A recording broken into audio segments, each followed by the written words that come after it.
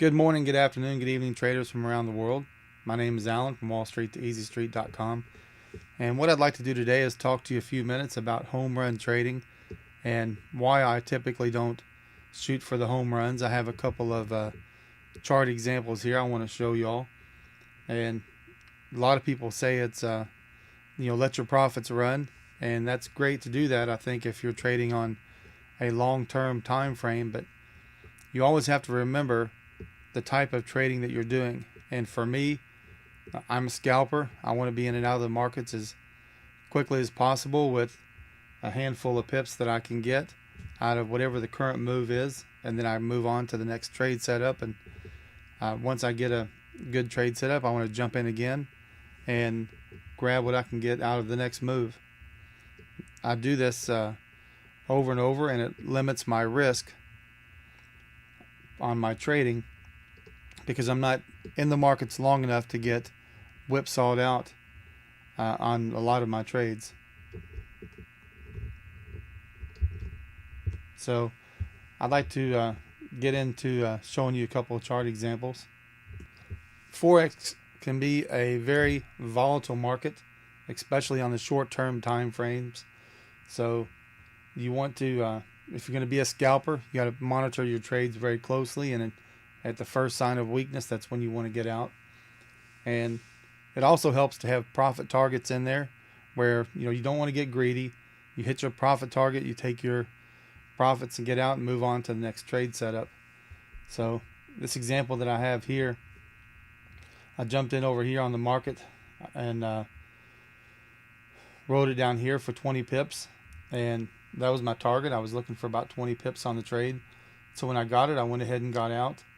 And you can see if I would have held on to this, it would have eventually went back up for a loss. So that's just one example of why it's important to jump in on the swings, take what you can get, hit your profit target, and not get greedy. We got 20 pips on it. It's a great scalp. So we get out and we move on, look for the next trade setup. Okay, this trade example here, this was the Aussie dollar.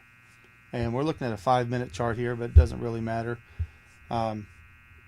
This trade here was all of about 10 seconds long, and I ended up taking 27 pips profit on it. I closed my trade out at 30, but I lost 3 on the slippage. So basically what I was doing here was just prior to the news release, about just a mere second or two before this candle closed. That's when the news was coming out, right at the bottom of the hour. I'd already predetermined that the market was most likely going to spike up. And predetermining like that is just a matter of studying the markets long enough to be really familiar with what's going on. So I went ahead and jumped in, went long, and I tried to close out at 30 pips. Ended up getting out up here for 27. But it was a great trade for just a quick scalp there, 27 pips profit. And there again, I don't hang out long because the markets tend to turn around because of the volatility and will take back all your profits. And this was a good example because this is the chart a few minutes later. You can see it came all the way back down here. And I would have been sitting here next to nothing or for a loss for quite a while had I stayed into the market. So I don't like to be in the markets for a long length of time. I think the longer you're in, the more your money is at risk. So that's just a couple examples of why I typically don't try to shoot for the home runs. I jump in, I don't get greedy. I take a decent profit and I get out and look for the next high probability trade setup. This was Friday's non-farm payroll trade action here that was going on, and you can see the market was all over the place, whipsawing back and forth.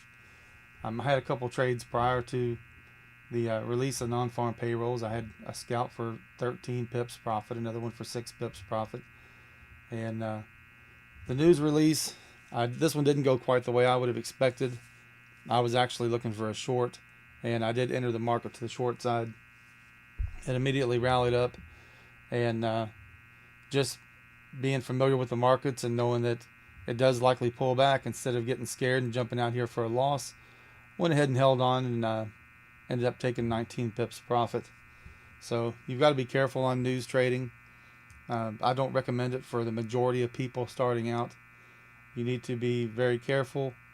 You can lose a lot of money really quick news trading. So I don't recommend it for new traders. And as a matter of fact, I don't even recommend you be in the market during a news release, because you can get just whipsawed all over the place. So I hope you all enjoyed this video.